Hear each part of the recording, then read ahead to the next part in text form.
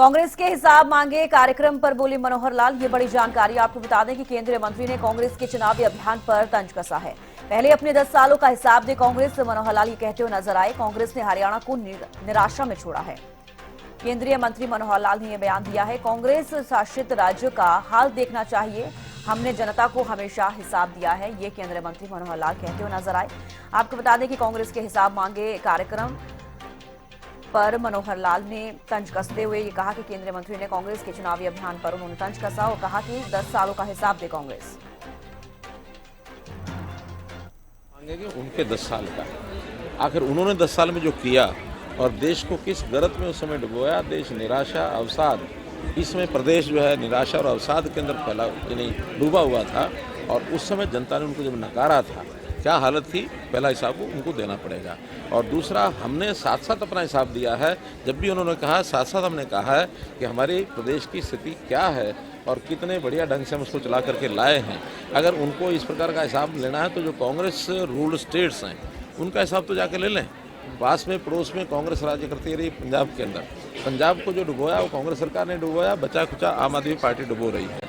इसी प्रकार से बाकी प्रदेशों में जितने वायदे करके आए, एक एक चीज़ करके वो विड्रॉ कर रहे हैं और वापस बैकआउट कर रहे हैं। वो क्यों कर रहे हैं? क्योंकि लोक लुभावनी बातें कह के जनता को भरमाना और जनता से वोट लेने का हथियार बनाना, ये उन्होंने लगातार बना के रखा है। हमने कभी ऐसा कोई काम नहीं किया है और इस नाते से हमको कोई हिसाब देना भी होगा तो जनता को दे रहे हैं और जनता उसका परिणाम देगी हमको अक्टूबर 2024 में, जब तीसरी बार भारतीय जनता पार्टी की सरकार जनता बनाएगी। ये हिसाब तब उनको पता लगेगा।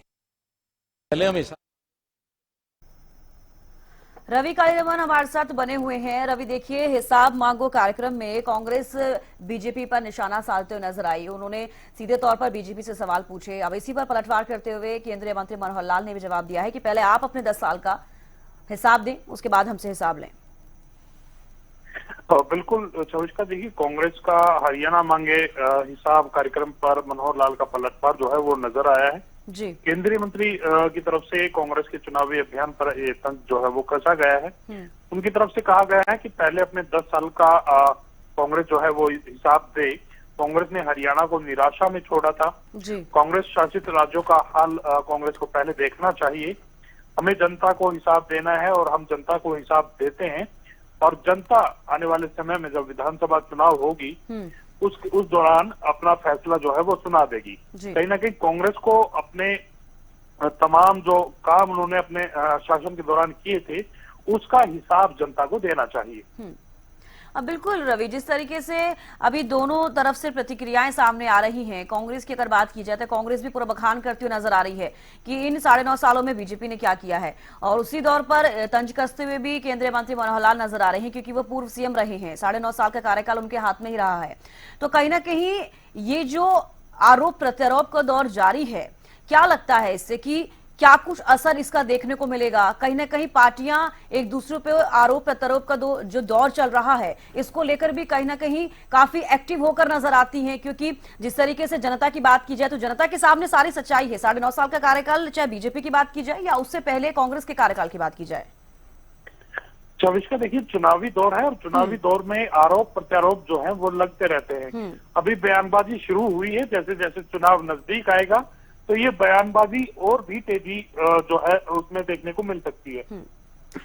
चलिए भैया, शुक्रिया रवि। और कहीं ना कहीं पूरी जब चुनाव की बात करें चविष्का, तो इन चुनावों का जो इस बयानबाजी का असर है ये चुनाव पर भी देखना पड़ेगा, क्योंकि तमाम जो दिग्गज हैं, तमाम जो पार्टियों के बड़े लीडर्स हैं, वो एक दूसरे की पार्टी पर, एक दूसरे के ऊपर इस प्रकार के आरोप लगाते हुए नजर आएंगे, ताकि जनता उनकी बातों को समझे, जनता उनकी जो तमाम जो बयानबाजी वो कर रहे हैं उनको सीरियस ले और कहीं ना कहीं उसी चीज का फायदा उनको आने वाले चुनाव में पड़े। तो निश्चित तौर पर जब चुनाव होता है तो इस प्रकार की बयानबाजी और तेज होती है।